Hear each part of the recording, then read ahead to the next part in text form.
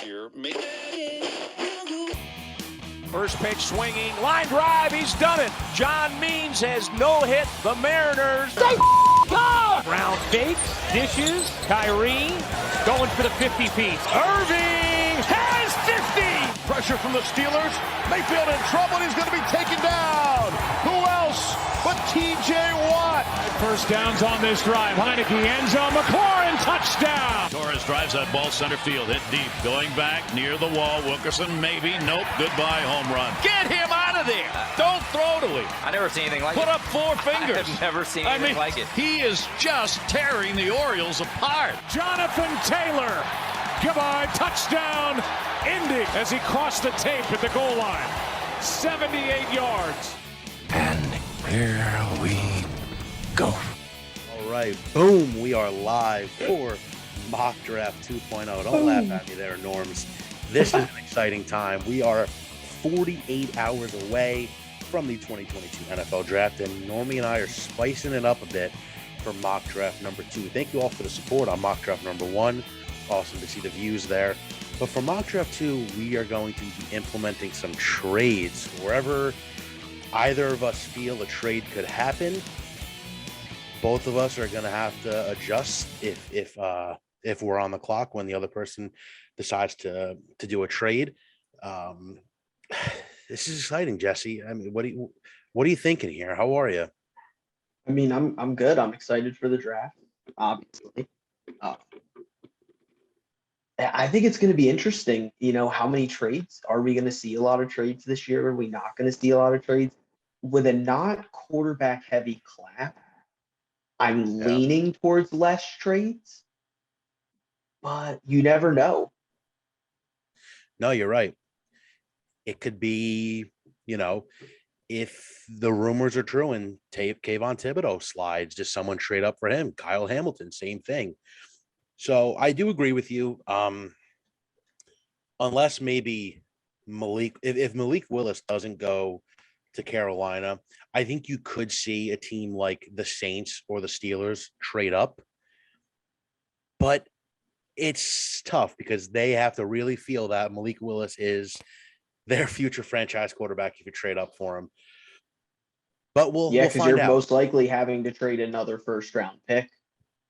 Yeah, no, you're right. And with this draft, I was odds last time. You were even. So we're going to flip it up. You will be odds and I will be evens. We're using PFF Mock Draft Simulator. And we're not doing all 7. So unless you want to do all 7 rounds. No, not good. Definitely not. Yeah. All right. So Jesse Norman, there is a lot of questions around the first overall pick in the draft with the Jacksonville Jaguars on the board. GM Trent Baalke said they are looking at 4 players, and you assume those 4 are Hutchinson, Trayvon Walker, Evan Neal, and probably Okonwu. Yeah, most likely, or Thibodeau maybe. Yeah. But you are on the clock. This is your pick. What are you thinking? If I'm the Jaguars, I am making sure that Trevor Lawrence is protected, and I am taking Evan Neal. Okay. I understand you have Cam Robinson. He is just on a tag. He is still young. You can trade him. You can flip him to right tackle if you want. Neal is my best player available. You have a young quarterback. Get him a left tackle. I'm with you.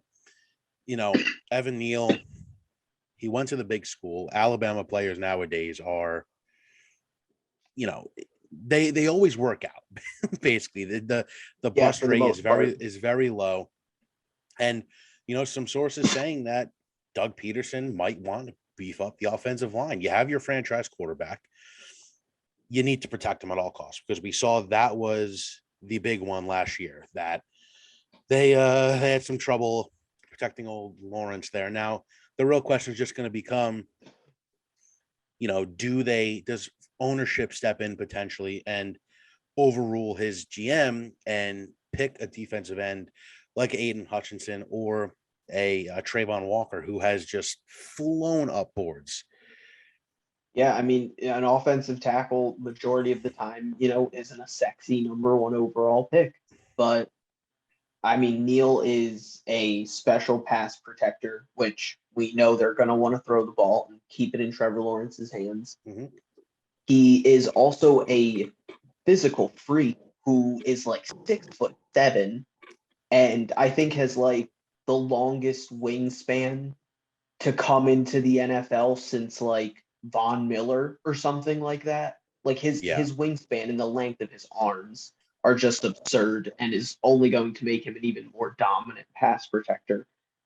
It's incredibly hard to get to the corner on him. I mean, I really think like this is a can't miss like franchise left tackle, or at least he has all of the qualities of one. He has everything that you're looking for in a franchise left tackle. I think you have to do it. Listen, it wouldn't hurt them. It would be filling a huge need that they do have. So with Evan Neal going to Jacksonville in our mock, the Lions are excited that they get to bring home the Michigan man himself, not you, Jesse Norman. They get to bring home Aiden Hutchinson. Keep him in town.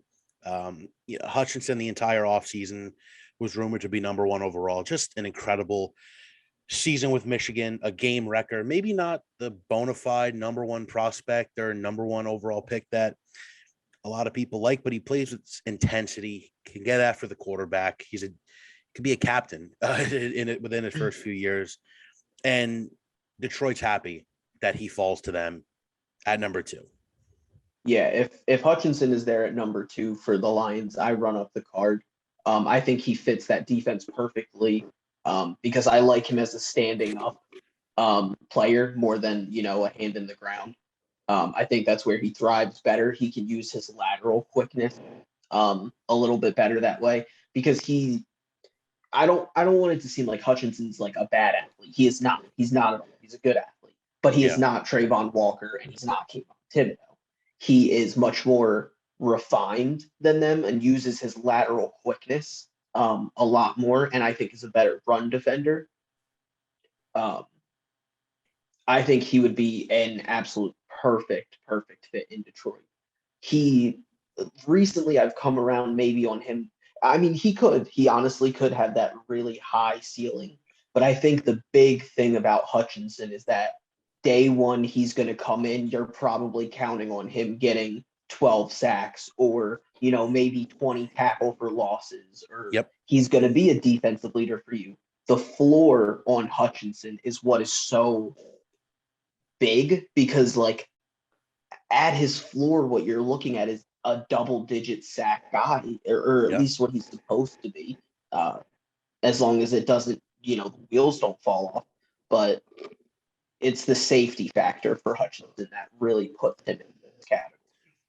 Come in and bite some kneecaps, as head coach Dan Campbell wants. Now, according to PFF, the Houston Texans have a need at every single position. So the board is yours. You can go any which way you want. I was telling you before we got on, I've really come around more on this player. Give me Kayvon Thibodeau at number 3. There he is. I think a lot of people don't give Thibodeau the respect he deserves at this point because he doesn't have as much production as some of the other players in the draft. Thibodeau, more than anybody in this draft, was game planned against for years. For years, teams were double teaming him, running stretches to the opposite side, literally doing everything that they possibly could to go away from him. And he still made impactful plays. He is a crazy athlete. His bend is absurd, the way he can stay on his feet and get to the corner of a tackle and swim under or go over or just literally bend and swim or speed rush, kind of like he reminds me of different aspects of like a Myles Garrett, like hands wise, but then like a Chase Young bend wise, but then he kind of has like a Bosa stature where he's not a big, powerful guy. He is like kind of slimmer. But if you can develop him and you can really take that raw talent, Thibodeau, I think, has top 5, top 10 pass rusher ability. I don't know if you agree with this, but I feel highest ceiling to be the best game wrecker in the class. Oh yes, definitively. At his peak, he could be a. I'm trying to think of like a really good speed rusher of just incredible speed off the edge and just can literally wreck your game. Danielle Hunter, maybe like a Danielle Hunter when he's. I honestly, it's higher than Danielle Hunter. When he's like I think I'm just like his. Another thing too, I don't know if I mentioned this, his burst off of the ball. I mean, he gets off the ball so quickly. It is insane. The ball is snapped and he is off the ball. Yes. No, I'm with you. And Houston, they don't have JJ Watt anymore. So they need someone to come in. They don't have anybody. They literally just take the best player available. If I'm Houston, I'm just taking the best player. And it could be a good fit with head coach Lovie Smith. So Thibodeau off the board at 3. We'll see if the slide happens on draft night, as we've heard it was going to happen. And then now it's kind of maybe not going to happen. But we'll see. Everything changes come draft day. So yeah, it just takes one team to fall in love with you too. Yeah. So the New York Jets are on the clock here for me, and this pick seems pretty easy for me. I'm going to go Sauce Gardner. I think when it comes to Sauce, you're talking a Jalen Ramsey type as corner in the next few years. The swagger, the athleticism, the man-to-man press coverage. I mean, someone who's going to eliminate one side of the field. And for the Jets, if you don't take him here, he's not going to pass the Giants at pick 7. So it does seem that the Jets are okay with their offensive line for the moment. It's a deep receiver class, so you can get one at 10, no problem. Unless you really, really like a guy like Ike Ekwonu or Charles Cross, go for him, but you guaranteed to probably get one of those two at pick 10 as well. So I'm going to go Sauce Gardner. He can bring some swagger back to the Jets secondary because all they have is a 5'10" Bryce Hall. Yeah. I mean, it's rough. Yeah, definitely. No, I like that pick. I think Gardner has the highest ceiling of any corner in probably the past couple drafts, I would say. He's definitely a better prospect than last year with Horn and those guys, and he's probably a better prospect than Okudah, I would say. So, I mean, he's at this point, he's probably the best prospect to come out in the past couple of years. Like you said, the size, the length, the ability to shut down a whole side of the field, just you can't undervalue having just an exceptional man coverage corner. And that's exactly what he does. Agreed. And I mean, unless, the buzz has been kind of growing again for Derek Stingley, but with Stingley, you have a year and 3 games of tape. It's kind of hard to figure that out. Sauce, you have multiple years of consistent play. So I think Sauce is the right pick for the Jets. Well, and Gardner's never really had an injury history too either. So you're not like with Stingley, you're possibly worried about the injury bug constantly hitting. Gardner really has never had an injury. Yeah. So let's flip it to the other New York Giants team, and the floor is yours. I'm gonna go Ike Ekwonu. Nice. If I'm the Giants. I mean, that line is not great. literally put him wherever. That's the thing about Okonwu is I think he can play tackle and I think he can play guard. I don't think he needs to play guard. I think he's a very good tackle. But if you, for some reason, want to play him at guard, I think he'd be an all-pro guard. The Giants need help all across the line. Throw him literally wherever you want. I understand you like oh my God, why can't I think the tackle from George Andrew Thomas. I was gonna call him Thomas for some reason. I was gonna call him Thomas Bryant. Oh my God. Andrew Thomas. So, I mean, you could switch him to right tackle. Honestly, again, you could switch him to guard. He is probably the best run blocker. No, I'll say definitively he's the best run blocker in the class. Pass protection, honestly, we haven't seen that much, but if you're the Giants, you probably don't want to be throwing the ball that much anyway, considering you want to trade Kadarius Toney and allegedly Darius Slayton as well.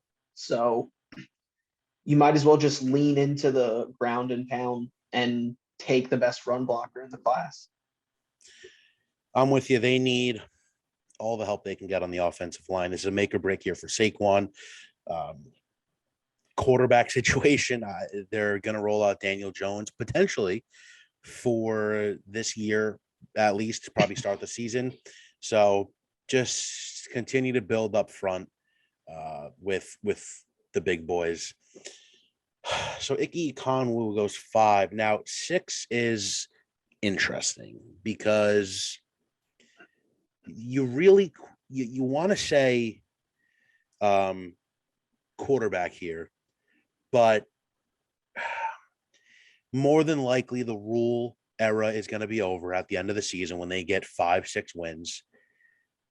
And do you really want to put a rookie quarterback through a whole another year of learning a system? Not really. I think Carolina would probably like to trade back. Who's going to trade up? That's the real. I don't think anybody trading up at this point, especially for pick 6, where the value for the Panthers is going to be super high. You know, do the Steelers really go from 20 to 6 for Willis? No. The Saints, no. Probably not. Unless maybe a Kayvon Thibodeau is available here at 6. And I've read maybe Philly might want to jump up. That would be a great move for Philly if they could. Yeah, they have the capital, obviously, with the 2 first-round picks. But for now, in our mock, let's just keep building up the offensive line for Carolina. We'll go Charles Cross, the last tackle on the board for Mississippi State. Just build around that next opportunity to get the quarterback. Because you don't want to get the quarterback and then it's, we need another running back. We need some more offensive linemen. We need a tight end. Build up the pieces around him now. And you don't need safety. You have Jeremy Chin. Receivers, not really, unless you really fall in love with one.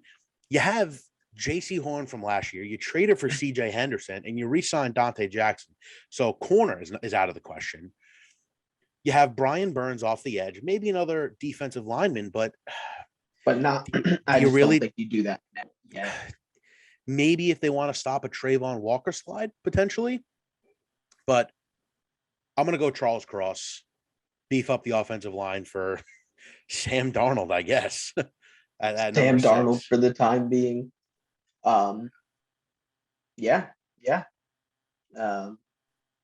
He has Cross is probably the biggest boomer bust guy because he has crazy size, crazy speed, crazy athleticism, but also he does get a little unbalanced sometimes. He does get a little sloppy just because he is such a dominating force. And I agree with your take. I don't see a team really wanting to trade up for a quarterback at that position where it's already a weaker class. Do you really want to give yourself up a pick next year when we already know how good next year's quarterback class is going to be? Mm-hmm. I think the best case scenario, is just get a player that's going to help your future rebuild that, like, we all know is coming. Like, we're not like, it's coming. we're not ruining any Panthers fans' hopes by saying like, yeah, a rebuild is probably coming in the next year or so. Not at all. So the Giants are back on the clock. They traded back in last year's draft with Chicago, who took Justin Fields. Now, where do the Giants go? They already took Ike Ekwonu, so they have their offensive line position need filled. I think they're going Derek Stingley. I'm going to go Derek Stingley. Okay. I like it. I think that, it, like you said, it's tough with the tape, but also the talent doesn't disappear. This is a guy that when they won the national title, he was I'm going to say probably the best player on the defense. Like, he was that good. He was lockdown.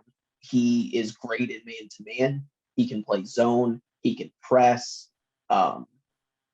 He's a great athlete. The injury concern is definitely a concern.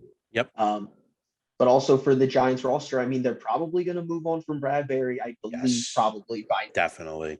I think this is probably his last year with the Giants. You want a young corner, you don't have to pay them for 5 years. Yep. I think you got to do it, especially with Stingley possibly being a top 3 pick. He's there. He's there for you. I agree. I think they've been shopping Bradbury as hard as they can. Now, what's interesting is, do we see on draft night, reports are they're looking to trade Kadarius Toney and Darius Slayton. So could we see a wide receiver off the board at 7? Potentially, if they really like a guy like Jameson Williams, maybe. It's possible, but also I know it's like, oh, why did you draft Toney and then you want to trade him away like immediately? But then it feels like you're not valuing the position. So if you don't value the position, you probably shouldn't be taking it with a top 10 pick. That's fair. Yeah, there can be plenty of value in rounds 2 and 3. This is a pretty deep wide receiver class, so you can go in early round 2. But it's definitely something to look for. They have the most expensive wide receiver room in the league with Golladay and Shepard.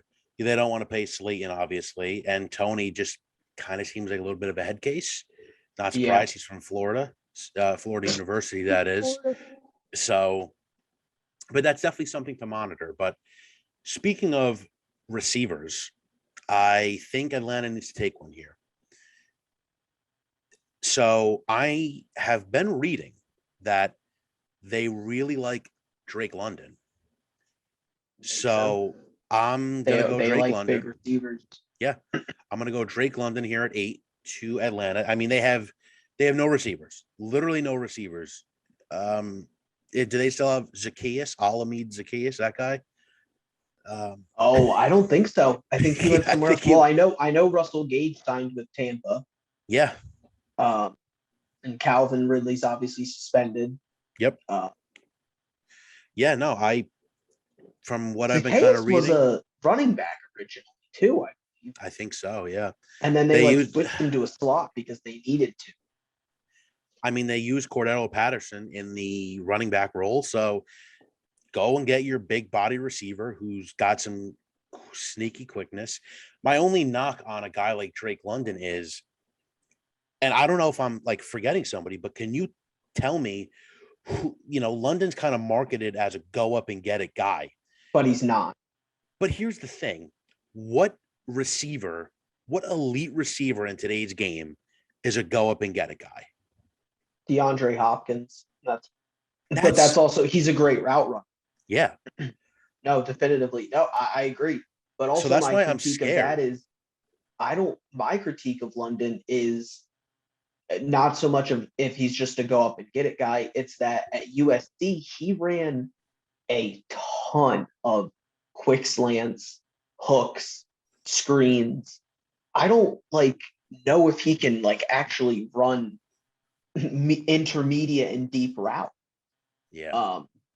which I mean, that's, you think of like DeAndre Hopkins as a gulping get it guy, but he's also an incredible route runner. And I like Drake London a lot. He just does probably need a little bit of refinement. But I like the fit for Atlanta because they definitively need a receiver pretty badly. Because you can't just only throw to Kyle Pitts. But I do like the fit of Pitts and London on that offense together. That gives them a lot of size. Yeah, and Mariota, and nice new target to throw to. So we're at number 9, and Seattle gave away their trade alert. Let's get rap sheet for the quick interview. What do you got? Seattle will be trading number 9. Okay. And their third rounder, so 72. Okay. And in exchange, they are getting 15 and 17 from the Philadelphia Eagles. So 15 and 18 or whatever, or 18. 18. Yeah, 18, 15 and 18. 20%. I'm forcing this trade. The fact that they said that won't, that's not going to go through is ridiculous. I don't understand. I think Philly definitely wants to unload those first round picks for a higher end prospect if they can. And Seattle's also giving up a third. Okay, so Philly is now on the board at clock. 9. And they stopped the Trayvon. Yeah. Yep. Okay, gotcha. And they stopped the Trayvon Walker slide. Love it. Sweet. I think Seattle would really want to take Walker. Of course they would. Yep. But they don't have picks and they don't have a good roster. You might as well trade back, try to get more picks, try to get more elite prospects. And if you're the Eagles, this is the thing that your defense is missing, and somebody that you can build your defense around. No, I'm with you. They have whiffed on some defensive linemen in the past. I mean, Derek Barnett is the first one that comes to mind. The first one that comes to my mind is Marcus Smith III. Oof. Yikes. Yeah. Josh Sweat is pretty good. I'll give him that. This is the last year for Fletcher Cox too. So yeah, go and stop the slide, pick up Trayvon Walker, who teams value as a first overall pick. So I do like the move for Philly, and our first trade is completed. Love it. All right. So the Jetsies are now at 10, and I'm going to go receiver. Now, this is exactly what I would do too. I don't know whether to go Jameson Williams or Garrett Wilson, but I'm going to go with Garrett Wilson. That's who I'm going to go with. Feel like it's a pretty good fit. They already have their kind of speed guy with Elijah Moore. Now, I love Jameson Williams as a prospect. I really do. But Garrett Wilson can do, I think, a little bit more. He's got a little bit more muscle, a little bit more stockier. He does have some speed to him, can make contested catches, can run quick routes.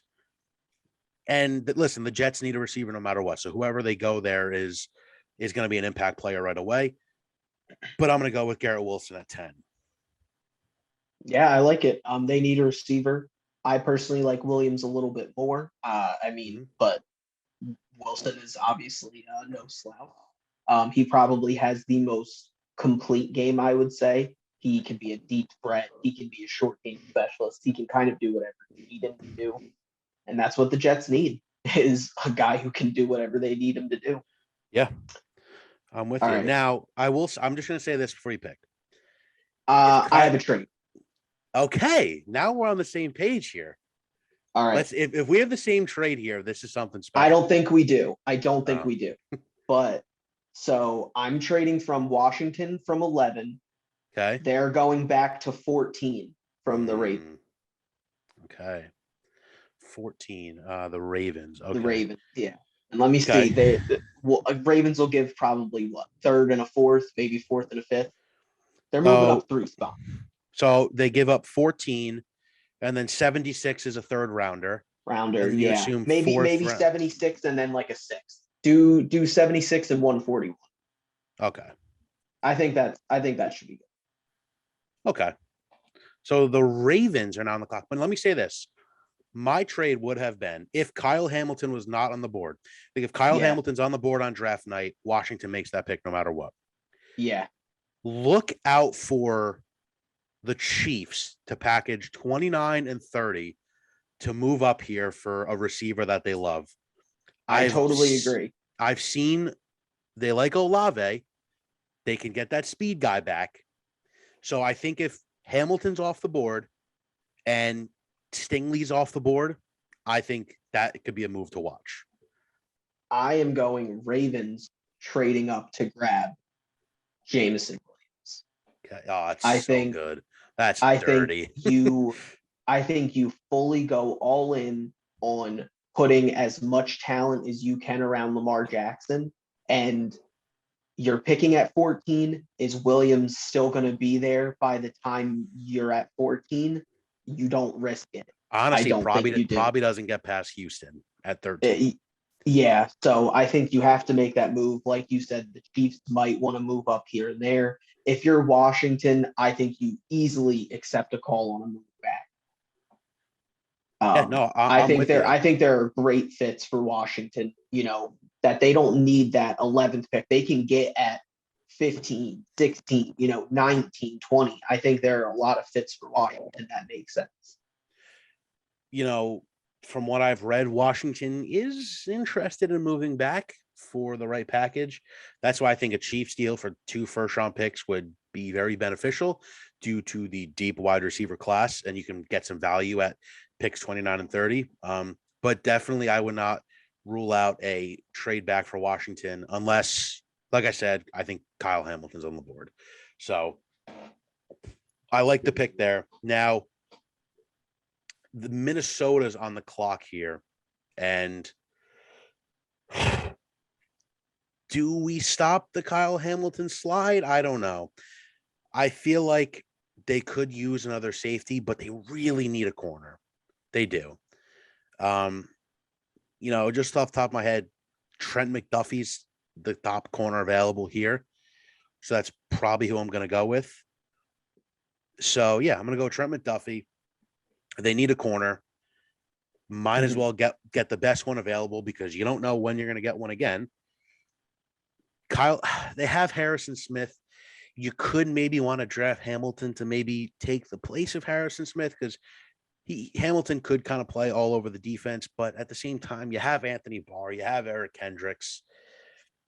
I think you go more for a need here. I also could see Minnesota trading back if the players they don't really love are here. I know Spielman's gone. It's kind of crazy. Spielman is gone. So yeah, I mean, new guy in town. So we'll see. Hey man, every Spielman trade back for the most part really worked out. Honestly, I know. But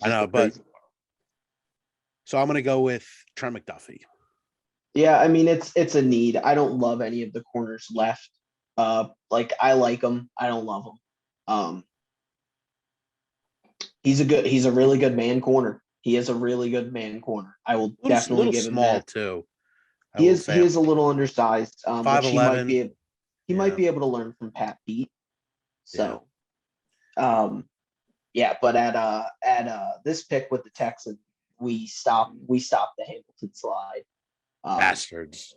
This is a guy that he's at the top. He's the first one. This is a guy that could be in contention literally at any pick, probably outside of the top 4. Yeah.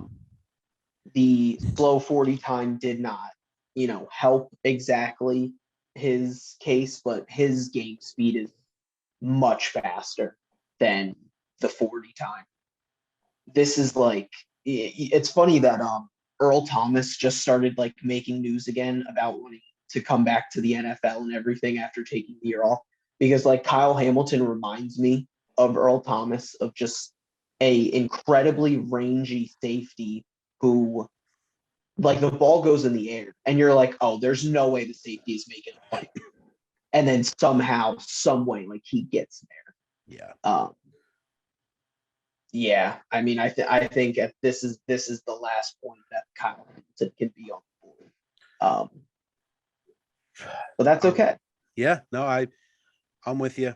Kyle Hamilton. They lost Eric Reed, so they need somebody back there to fill the gap. So if they do, of course, want to decide to just stick him at safety.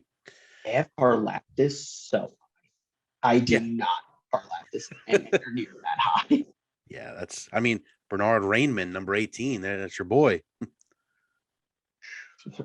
So pick 14. I get the luxury of picking Washington. So I'm very happy about that. Top corners are off the board. Devin Lloyd, I think, could be an option here. The Jamin Davis pick was a little bit of a whiff. They've had some trouble getting a linebacker in free agency, which they really hoped for. Report coming out today, they're not going to be extending Deron Payne at the end of the year. So I think Jordan Davis is an option here. But the biggest need of all is receiver. And one thing this offseason, Ron Rivera has spent a ton of time with Chris Olave.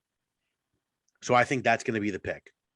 You trade back, you get another pick, and you still get a receiver that you really like at 14. So I'm going to go Chris Olave. I know everyone wants to talk about the Ohio State connection with him and Terry and Curtis Samuel, but I think Olave is a really good speed burner, something that Washington has not had in a really long time, since honestly Deshaun Jackson. Wentz likes to air it out. So I think Olave could be a pretty good fit. You can run some scheme packages around him. And you know what? If Olave bursts onto the scene and establishes himself as an elite receiver, within his first few years, and Terry doesn't re-sign, you have somebody that you don't have to pay for 5 years. So I'm going to be going Olave at pick 14. Yeah, and you're set at receiver for at least 2 years. Yep. I would say you don't really have to touch the position. I mean, obviously Curtis Samuel can't stay healthy, but I think that's also why you can't rely on him and why wide receiver could be a need for Washington. I would also like Devin Lloyd there as well. I think that's a great fit for them. If they trade back pretty far, Nakobe Dean, I think is a pretty good fit, definitely. But if they're going to be up there, and you can grab that receiver, definitely. If not, you can come back around to it in the third, fourth round and maybe grab a guy if you can't get Olave. Yep. Agreed. So Seattle's on the clock here, I believe. We did a trade back with Philly. So Seattle's on the board. Got rid of Bobby Wagner, throw in Devin Lloyd. Oh, man. They love drafting linebackers. That would be fun. Devin Lloyd fits exactly, what they kind of love to do with Wagner. He can drop into pass coverage, he can blitz. He's a really great run defender. Lloyd also fits so many different defenses. So if for some reason turmoil were to hit and Pete Carroll decides to leave in the next couple of years, you don't really need to worry about switching over your whole defense and everything. Lloyd can pretty much play at any position, I think, in a 4-3-3-4 sub linebacker spot. He is good enough to play on every down. And Seattle needs linebackers like always. So let's say on draft night, Philly has this pick. Could you see Pittsburgh trading up with Philly to jump the Saints for a quarterback? Is that something you could potentially see, or another team maybe? I think it would honestly depend for Pittsburgh if they would have to give up a first rounder next year. If they have to give up a first rounder next year, no. If they could get away with giving up a second or third, I think there's a chance. There's also the chance Seattle, grabs Willis there too at 15 as well.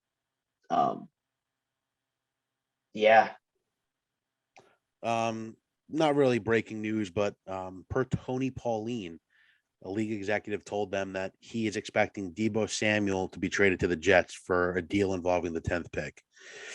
So that could potentially be something to look at towards draft night. And unfortunately puts the fucking 49ers in the wide receiver market. So at 10. So that could be something to monitor. But a deal if they really, I know John Lynch said they don't want to trade Debo, but They kind of have to if you want your They picks. have So to. got to get it done. So pick 16 here. Saints traded up for somebody, Jesse, and no one else traded up to take him. So let's go Malik Willis, right? Why the hell not? Yeah. They got Jameis on a 2-year deal. He looked okay before he got hurt, but you take your future franchise quarterback here. I think sit. Willis goes higher than this, but if he could fall with the Saints, I think that's a perfect scenario where he could sit for a year or two. Yeah. Definitely. Yeah, I'm with you. So first quarterback off the board here in our mock. Now, pick 17, the Chargers. What are you thinking here? Because they can maybe go a few number of ways, maybe a trade back situation here. I did it last draft, I think, or at least I wanted to do last draft. Give me Jordan Davis for the Chargers. Yeah. I think it's the best fit. He immediately makes them able to stop the run. They definitively need linebacker help as well for run support, but Jordan Davis can play, I think, anywhere on the line, honestly. I don't think a lot of people limit him to just a run stopper, but I think he can really push the pocket and eat double teams on passing downs as well. I think he isn't he's not going to be a guy who gets numbers of sacks or even gets to the quarterback that often, but he establishes the pocket very early on and pressures the quarterback outside the pocket. I'm with you. He's fun to watch. Just a big physical freak that can eat double teams, like you said. And for them, I don't even think Linval Joseph is there anymore. So they fill a need on the defensive line. And now, I mean, you're talking Jordan Davis in the middle. He eats 2 linemen. And then Khalil Mack and Joey Bosa on each side eat 2 line. Like that could be dangerous. So Jordan Davis to the Chargers. I like it. So now we have Seattle back on the clock because the Eagles traded up, and let's go. They got the defensive piece. Let's go with something they refused to address the entire time Russ was there, and that is offensive line. So I'm going to go Tyler. What are you talking about? George Fant. Yeah. Dwayne Brown. I'm going to go Tyler Linderbaum out of Iowa. Somebody who in the kind of early draft process was looked at as a top 10 pick, maybe even top 5. Current depth chart for the Seahawks center is Kyle Fuller. Not the Kyle Fuller you're thinking of. Cornerback switch. Not center. the one you're thinking of. Not the one you usually see. So, these Iowa offensive linemen, they work out.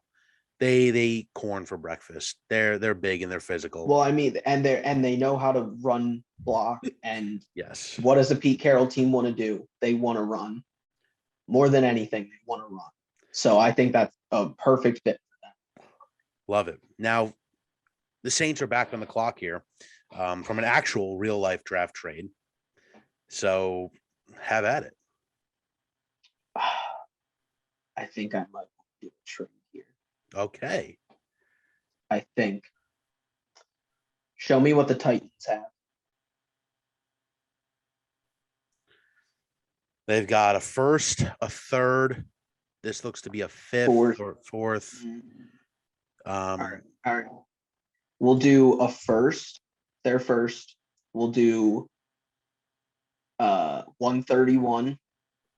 And then see about a next year 3. Yeah, do that. Yeah, I think that'll. Yep. And they do that for the right to trade up and grab Desmond. Oh, baby. They need a quarterback so bad. They have done a lot of homework on Desmond Ritter, allegedly. His comp, funny enough, is Ryan Tannehill. Yikes. And I honestly think if he's there at 20, the Steelers grab him. I really do. So while it pains me to do that, because I would love for the Steelers to take Desmond Ritter, I think that's a very real possibility that the Titans jump up. The Titans have to know at this point that they need to be better at quarterback if they're actually going to legit contend. Desmond Ritter, I think, has a lot of potential, honestly. I think his footwork is really good. I think he's an underrated athlete. He does have some accuracy concerns here and there, but he definitively has the arm strength. He has incredible velocity. He can throw the ball probably harder than anybody in the class, and can really fit it into tight windows. He gets stuck on one read sometimes, but also I think that's a Cincinnati thing as well. I think this is the right move for Tennessee. I think you have to do something. You can't just keep trying to do this team over and over and over again. And now they're kind of in a weird spot where they went from being all about Derrick Henry and the offense to, in the last year or two, the defense is the good part, and now the offense is lagging behind. Yeah. And you can't let this window just slam shut without even trying to take advantage of having a 2,000-yard rusher, capable guy, and a stifling defense. Yeah. And Ritter's got some good mobility too, which would be a change from Tannehill. So, and you know what? It sucks. I get why they signed Tannehill. They caught him at a good time. He went off. But it's time for a change. You can't be the number one. He's not a guy that you're going to win a Super Bowl with. I think that's, and that's what the Titans want to be interested in. That's what they need to do with this window, is they need to try and win a Super Bowl or compete for a Super Bowl. And they keep getting bounced out in the divisional round. And in this past one, Tannehill had 4 interceptions? Yeah. Yeah, no, I'm with you. I like the move. Even if this trade doesn't happen, I would have had them taking a quarterback at 26 probably. So Ritter, who's caught some steam recently, gets a new home in Tennessee. Now, pick 20, Jesse. I'm torn. Tomlin's boy, Malik Willis, is off the board. Do I really want to keep Pickett in Pittsburgh? I feel like the Pickett train has really hit the brakes. Really slowed down. It's, he went from bona fide QB1, most pro ready, to like QB3 kind of. Yeah, well, because I think he went from being the guy who was the QB1 that was taken over by Malik Willis with his ceiling. Yeah. And then he went from being the most pro ready, and I think Desmond Ritter kind of took that over. Yeah.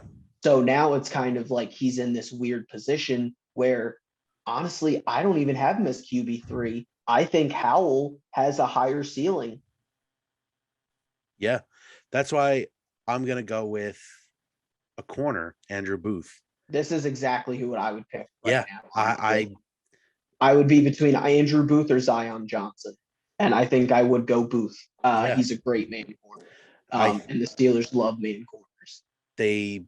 Doesn't seem they're bringing Joe Hayden back.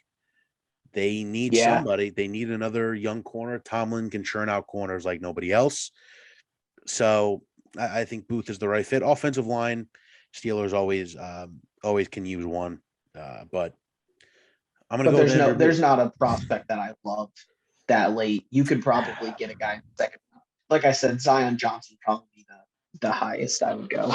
Yeah, agreed. So your favorite team, the Patriots, are on the board. I think if anybody's going to make it work, if anybody is a scheme-dependent guy, you go to the Patriots. And I look at Nakobe Dean, and I say that's a scheme-dependent guy, and they will get the most out of him. So I'm going to go Nakobe Dean. I think with the Patriots, obviously a trade back is always in play.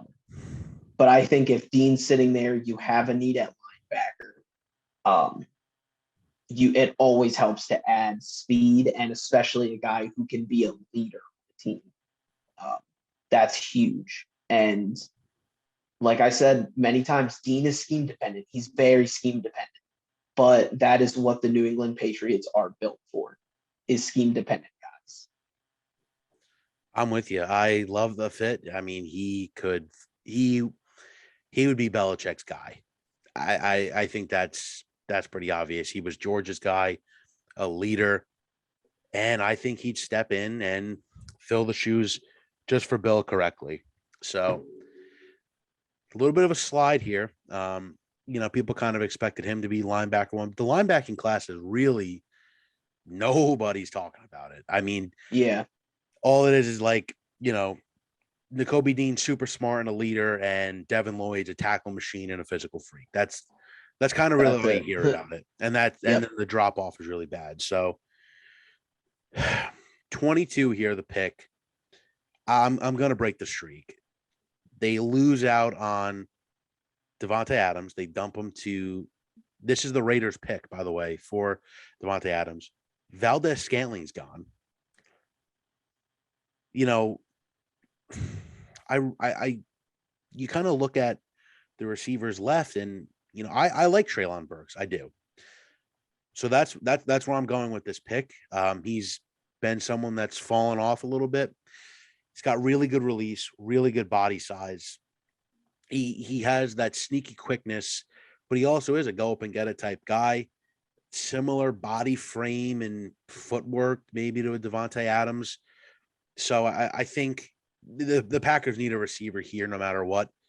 And if they aren't really in love with a receiver at this pick, maybe you do go offensive line, a Zion Johnson maybe, or Trevor Penning. But for this, I'm going to stick with a receiver. Make sure I get the best guy available in my mind. This way I can let someone grow with Rodgers because, damn, they need somebody. Yeah, I mean, I think Burks is definitely a great he's going to be a slot receiver, I think, in the NFL. A big body slot receiver. But, I mean, they need literally any receiver they can get. They're going to be counting on a huge jump from Amari Rodgers.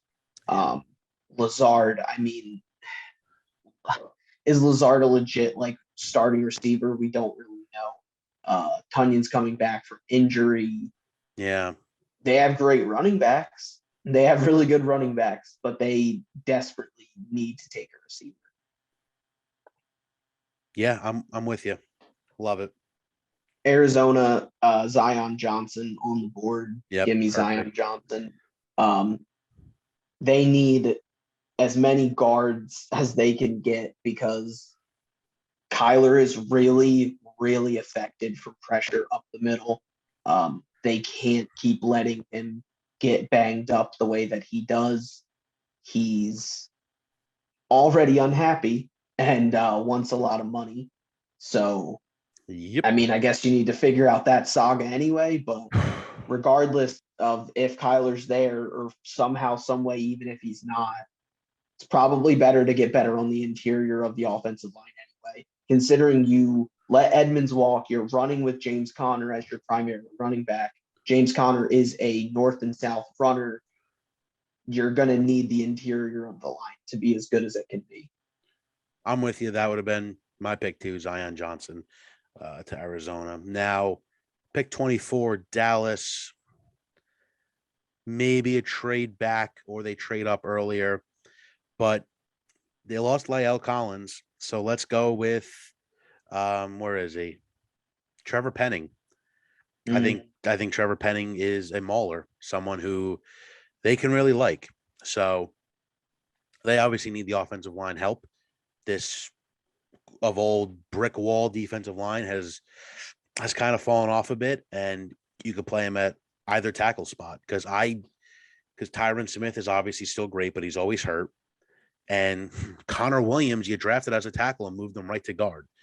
So with La'el Collins gone, you need to fill the void and give me Trevor Penning. Yeah, having to release La'el Collins really sucked because it's literally just a result of them not running their books correctly, pretty much. Yep.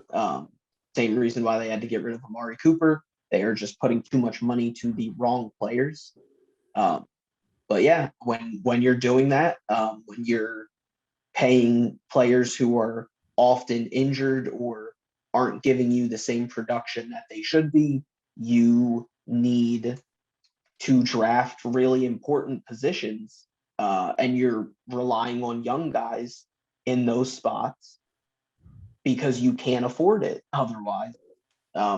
So I mean, like your tackle spots, your receivers, defensive ends, edges, you can't pay those guys. So you need those younger guys who are on less contracts.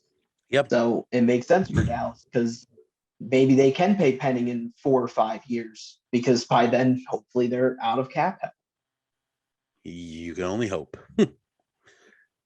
So Buffalo, do they do it, Jesse? Do they Karlaftis. Okay. All right. Thought they were going to be taking Jesse's boy. No. They'll go Karlaftis. They need in the AFC, you can never have enough edge rushers. I mean, do you want me to start naming off the quarterbacks? Like it can just keep going and going and going. Especially in the playoffs, you need guys who are going to go out and get after the quarterback. That's what Karlaftis does. Again, I like him significantly less, I think, than, Oh, wait. Can we go back? I didn't realize the different players on the board. It's okay if we can't. Let's see. I just looked at my board and I realized I think there's still another player left. I don't know. No, it's okay. They're like 1A, 1B. I would also think of Jermaine Johnson. Yeah, I saw him down there, and I am higher on Jermaine Johnson than PFF is. But no, Karlaftis or Johnson both work. You need a pass rusher. That's the case. Yeah. No, yeah, I'm with you. Running back here is an option if they really, really need one. Not sure if they will or if they want to wait as usual till the 3rd or 4th round and draft some guy they hope works out. But with a top edge rusher on the board, put him on the same line as Von Miller, that could be fun. Now, the Saints traded back with Tennessee in our mock, and I think they need a receiver. Who knows what's happening with Michael Thomas, and Jahan Dotson is sitting there for him. He could be a difference maker. And he has good quickness, good hands, similar to like a Michael Thomas. Who knows if they'll have him just run slant routes, but we had Malik Willis going to the Saints, get another wide receiver for him to potentially form a bond with in the future. Because thinking of their wide receiver room now, Michael Thomas, if he actually comes back, Callaway, Marquez. I mean, come on. And then you have Traquan Smith as your third. Yeah, that's pretty bad. So you get a receiver, and I think that's where the Saints go at 26. But now the Buccaneers don't need a quarterback. Maybe they don't. I don't know. Their quarterback, who's pretty good, came back out of retirement. So what are you thinking here? Do they offensive line, defense? I think we're gonna go Devontae Wyatt. Okay. He's the best prospect left on the board. I think if you're Tampa, you might as well go with that. They're gonna lose defensive linemen in the next year or two. There are gonna be a lot of guys that leave. JPP and Ndamukong Suh. Yeah. They're gone. You're gonna have to pay Vita Vea, so yeah, you might as well grab another guy to rotate into the defensive line. Now, and also, I think he's just too good of a prospect at that point to pass up. Yeah, these Georgia boys, similar like old Clemson with Ferrell, Watkins, and Dexter Lawrence, 3 first-rounders on the defensive line. So Packers back on the board here, and they're going to stop the slide of, kind of forgot about him, but Jermaine Johnson. They lose Zadarius Smith to the Purple People Eaters up north. I don't. I think they're a little bit more north. Preston Smith re-signed, but a little injury prone. So get another guy that can rush the passer. Like you said, can't have too many defensive linemen. And Jermaine Johnson, you get to some people a top half first round talent at 28. So who highly doubt he's going to be here on draft night. Reports are that the Jets really like him and might consider him at 4. Hey, man. Well, now they're trading 10, so. Yeah, maybe. It's a good point. Maybe. So now we each get a Kansas City pick here. You're up first. This is from San Francisco. Who do they go? Receiver, corner, defensive line? What are you thinking? I'm trading the pick. Trade just 29? Trading 29, yes. Okay. I'm trading 29. Show me what the Minnesota Vikings have. Their next pick is 46.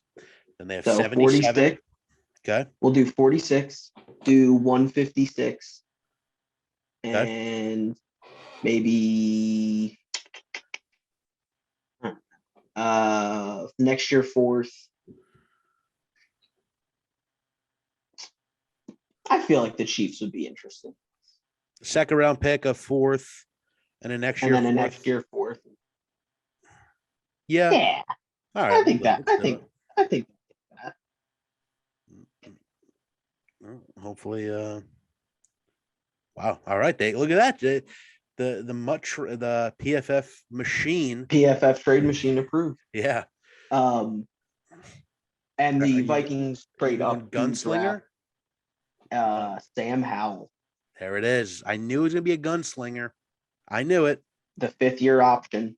It matters. It matters, especially Yes, on it quarterback. You get another year of a quarterback for cheap. It's big. Minnesota really is the only team moving forward.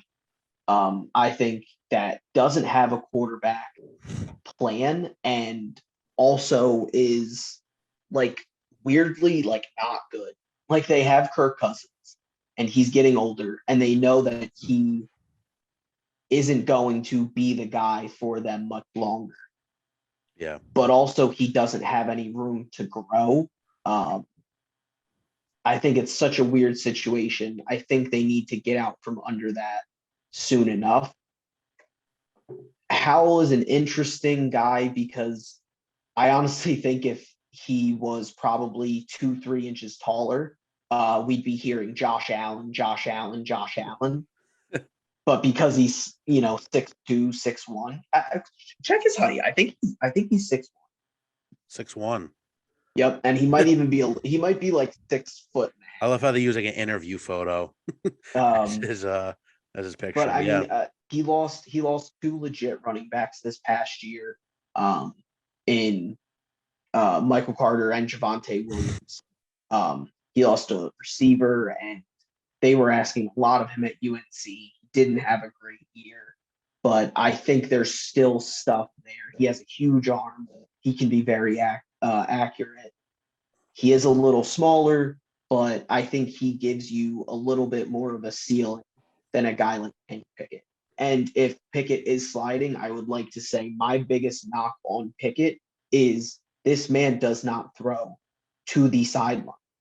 Yeah. For what was deemed as the most pro-ready quarterback, for being deemed as the most pro-ready quarterback, you can't just only throw to the middle of the field. No, I'm with you. Yeah, you're right. The only interesting thing I have with that is they do have Kellen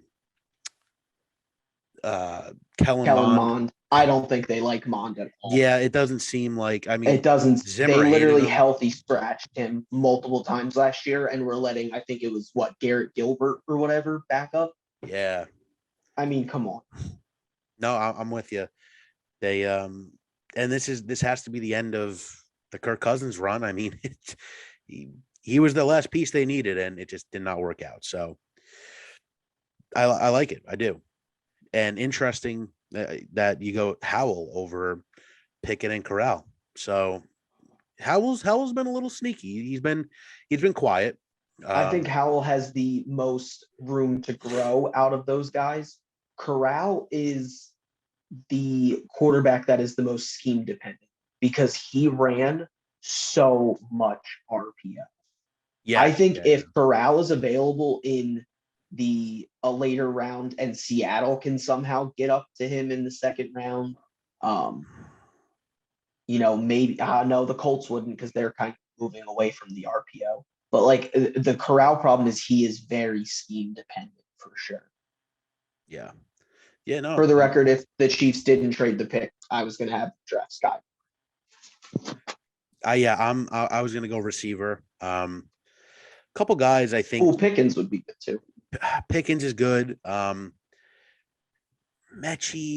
tore an ACL. It's Mechie's too high. That's too high. Yeah. I am going to go Sky Moore. He's quick. I mean, you're talking about they don't have a photo for him. What the fuck? Western Michigan, baby. Yeah, Corey filling in the Corey Davis footsteps, but they need another receiver. They obviously lost out Tyreek. Juju's a 1-year deal. Valdez Scantling is a multi-year deal, but like you said, they're gonna miss that elusiveness of Tyreek Hill, of the fuck it, Tyreek's down there somewhere type guy, and hopefully Sky Moore can come in to fill that. I do really, really believe that they look to package these picks to get into top 15 area, or maybe number 9 or 10. My issue here is that if they're really gonna package those picks, in reality, like I just don't see a team really wanting that. Just because for me, I think probably the top 25 prospects are really good. Maybe the top 26 or 27, 29 and 30 to me is like kind of where we're at the edge of the really good prospects of good prospects. Yeah. I really think Washington might bite at that. They held a press conference yesterday, and the quote that kept coming out of GM Martin Mayhew's mouth was, "We really like the middle of this draft class," meaning there's value in the mid rounds, the non-big name type guys. And yeah, I think for Washington, they only come into this draft with 6 picks, no third round pick. So you can have a chance to get 2 first rounders here. Again, all of this is going to depend on how the board falls. Washington is still going to have a chance for a top receiver. They're still going to have a chance for a guy like Kyle Hamilton. But if Hamilton's gone and, they're sitting there with a receiver like, yeah, we like him, but maybe not. I think you take a Chiefs call and you go down to 29 and 30. You get one of these kind of undervalued receivers here and offensive line or secondary help. I think that'd be a good move for Washington. But a lot of people are going to be trying to move into this part of the draft for the quarterback, like you said. But the Chiefs need to keep one of these picks for a receiver. So, yeah. I think ideally you grab your guy at 29 and then you trade away 30 if there's somebody that you like. But for the Cincinnati Bengals, I am going to. I'm stuck here between 2 pass rushers, 2 guys that I like. I like Christian Harris a lot. I also like Quay Walker a lot. But now I talked myself into it. We're going cornerback. We're going Kyler Eel from Florida. Yep. They were getting torched in the championship game. Yeah. And obviously, that's going to happen here and there. You can't stop that, but the best you can do is try to get a good corner and kind of just cross your fingers. And that's kind of what you're doing at the bottom end of the first round anyway. So you might as well, I think, go with a spot of need. You could get a guard. I think they've kind of already done enough with the line. They beefed up the offensive line. You can grab a guy in the second or the third if you feel like you need to. I would personally grab a corner. Maybe something else to kind of try to help put you over the top. Maybe a safety. If you want to get creative, I don't know, grab a receiver just because. But I I don't really. This is too early for a tight end as well. Yeah. You know, they let Uzoma walk, but you can't grab a tight end at this point, not with this class. Yeah, no, they definitely need some secondary help. Also, safety potentially if they don't feel confident about re-signing Jesse Bates at the end of the season. So just They need to. They absolutely do. If they let Bates walk, that's a travesty. But either Elam or I think it's Pitter.